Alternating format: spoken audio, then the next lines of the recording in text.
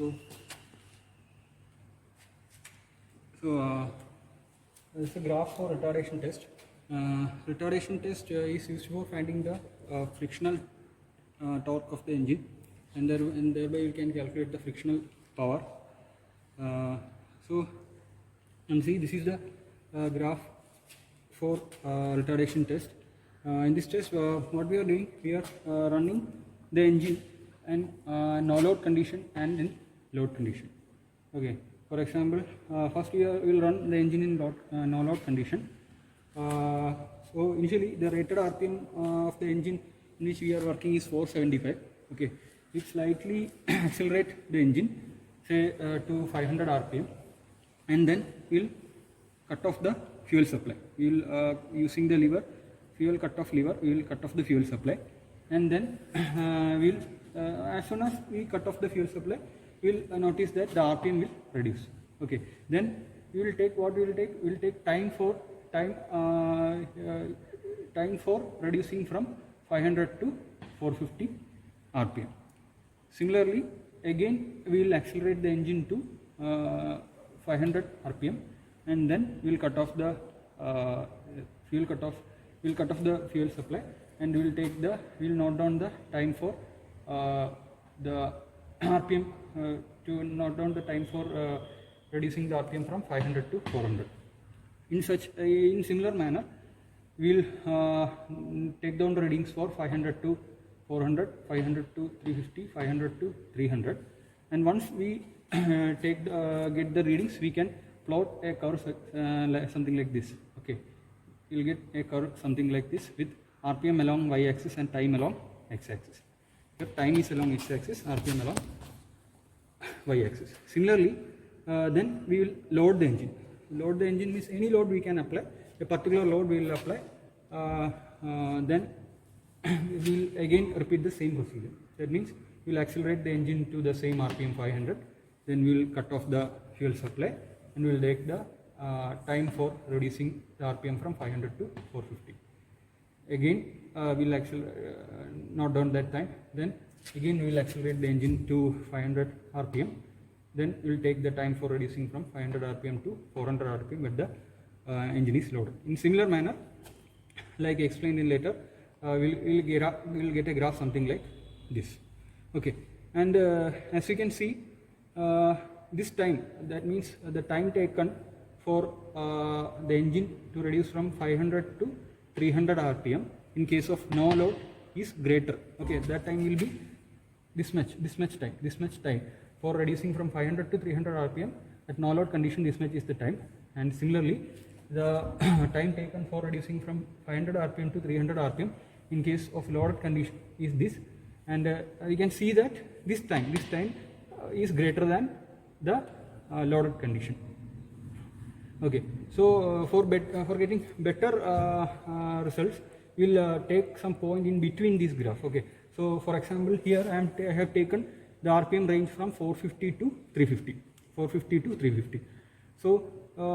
So in this case, say we have to if you want to note down the time for no load condition, this is the time. You can see this is the curve for no load. So this is the time taken. Okay, this is the time taken for reducing from 450 to 350 RPM. For 450 to 350 RPM, this is the time taken for no load. So that is T1. Similarly, for a loaded condition, the time taken for reducing from 450 RPM to 350 RPM is given by this time. Okay, this time from 450 to 350 RPM. This time T2. Okay, so from graph you will find T1 and T2, and by knowing T1 and T2 you can calculate the frictional torque, and thereby you can calculate frictional power. So this is a Ruston horizontal engine. In this engine we will be performing the retardation test. Okay, so the maximum power of the engine is 11 bhp, and the rated RPM is 475. Okay. So I'll explain the different parts. So here you can see the air line. Okay, this is the inlet, air inlet. Similarly, you can see the fuel tank here. Okay, through this line it goes via this through this burette. It goes to this fuel pump here. Okay, and we can adjust the acceleration using this mechanism here. Okay, here you can see the fuel cut-off lever. This is the fuel cut-off lever, and from the fuel pump it goes to the injector here, fuel injector, and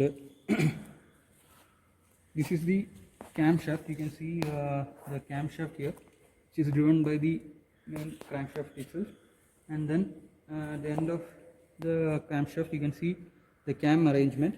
Okay, these arrangements which control the inlet and exhaust valves. Also, here you can see the green painted, this one is the water inlet, and here you can see the water inlet and exit lines. Inlet and exit lines. Also, here you can see, here we can fill the oil for lubrication purpose.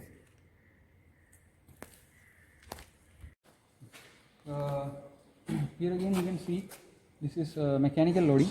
So we have the brake drum dynamometer and the spring balance loading arrangement.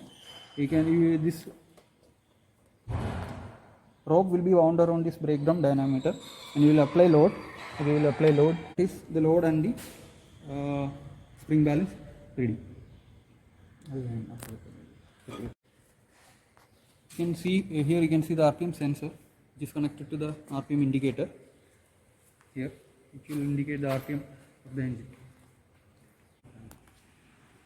So for conducting experiment, usually we will crank the start the engine by cranking, and then we will accelerate the engine here. We can accelerate the engine here, and we will accelerate the engine above its rated RPM, say 500 or something. We can note down the RPM here. Okay, note down the RPM here. Once the RPM reaches 500, what we will do? We will cut off the fuel supply using this lever. Okay, here this is fuel cut off lever. You can cut off the fuel supply using this lever. You will cut off the fuel supply. As soon as you cut off the fuel supply, you can see that the RPM reduces. Here the RPM will reduce, and then you will take the time for reducing the RPM from, say, that 500 RPM to, say, 450 RPM. Okay.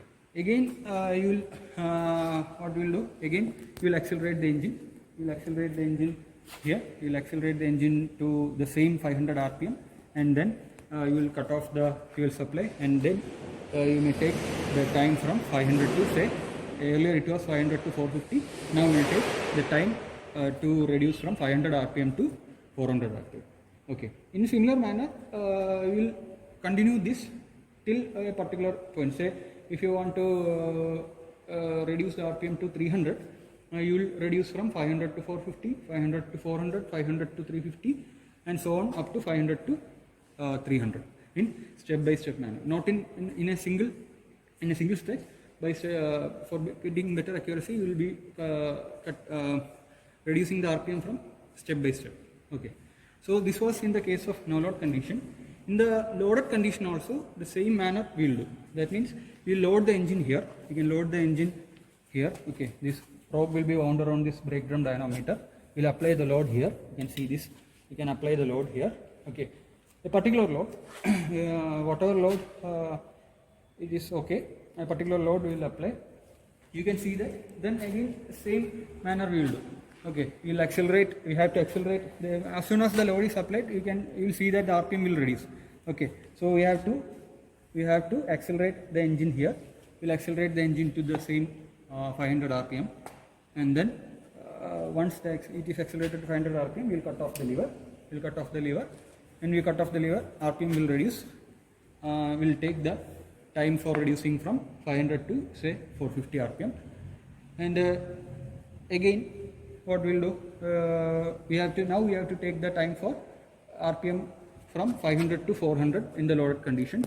So we will accelerate the engine to 500 RPM. We will cut off the fuel supply. We will take the time for the engine to reduce from 500 to 400 RPM in the loaded condition.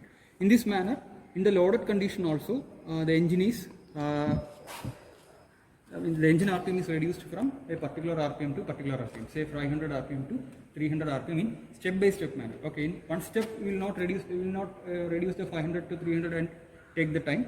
Instead, in step-by-step manner, we will take the time readings. Okay, and then we will plot the graph, and we can plot the graph, and then from the graph we can calculate the frictional torque and the frictional power of the frictional power. Okay.